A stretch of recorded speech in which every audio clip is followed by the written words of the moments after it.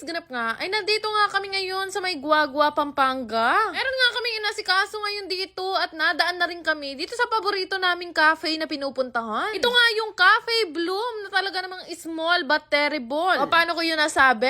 Paano kasi tuwing napupunta talaga kami dito sa Guagua, Pampanga, eh hinihintuan talaga namin itong Cafe Bloom.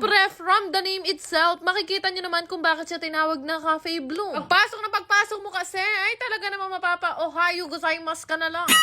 Uli, sa daming beses na dumadaan kami dito sa Cafe Bloom, nakilala na nga kami ng mga staff nila. Nakaraang nagpunta nga kami dito, binlog ko nga rin yon, pero maliit pa lang yung pwesto nila. Sabi nga sa amin, dahil sa sobrang dami daw kumakain, pinahabaan at pinalaki na nga daw nila tong pwesto. Actually, meron na nga rin sila mga bagong menu, kagaya nga nitong mga chicken, na ngayon lang din namin ulit matitikman. To sakto, kasi hindi pa kami nagla-lunch. O diba, maliit lang tong Cafe Bloom, pero kumpleto talaga ng pagkain. Isa pa nga, itong siomai ang hindi namin makakalimutan sa kanila. Kaya tuwing o-order kami dito, umo-order talaga kami ng maraming siomai. Yung mga drinks din nila dito, kakaiba yung lasa, kagaya nga nitong Sakura Bloom na lagi ko ding ino-order. Kung alam nyo lang guys, sobrang hilig namin ni Bebo maghanap ng mga bagong cafe ngayon. Kaya lang, kahit marami kaming cafe na pinupuntahan, itong Cafe Bloom pa rin ang lagi namin binabalikan dito sa Guagua, Pampanga. Hindi ko alam kung anong meron sa mga timpla ng pagkain nila, pero lahat talaga masasarap. Itong mga chicken, pangalawang refill na namin yan. Talagang lanang melyari kim pa mag-exercise ko na.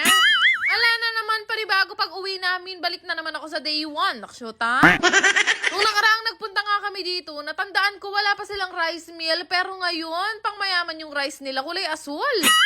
Affordable din yung mga rice meal nila at talaga namang masarap. Pre, kung umorder kami ng mga rice meal, umorder din kami ng mga dessert at ito nga yung in-order namin. Bago lang din to sa paningin namin at magkakaalaman kung talagang masarap. Actually guys, nagustuhan ko nga yung lasa nito kaya nagpa-order pa ako at sabi ko kay Bebo magte-take out ako. Feeling ko nga, yung ibang mga taga-Guagua, Pampanga, hindi pa natutuklasan itong Cafe Bloom. Pero ako na magsasabi sa inyo guys, worth it puntahan to. Linis din kasi yung cafe nila at higit sa lahat yung pagkain talaga, sobrang sarap. Ang dali lang din kasi nilang hanapin. Nandun lang sila sa harapan ng Robinson Easy Mart. Kung naghahanap kayo na pwede nyong puntahan na cafe na malinis, masarap ang food at mababait ang mga staff, dito kayo magpunta sa may Cafe Bloom. Promise, babalikan nyo tong vlog ko at magko-comment kayo na nakashoota. Masarap pala talaga.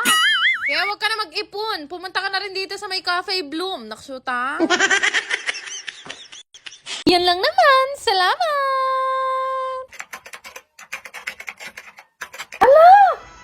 Oh my God, ang laki! 23,000! Share ko na din sa inyo, ito pinaglilibangan ko ang laro na MI777.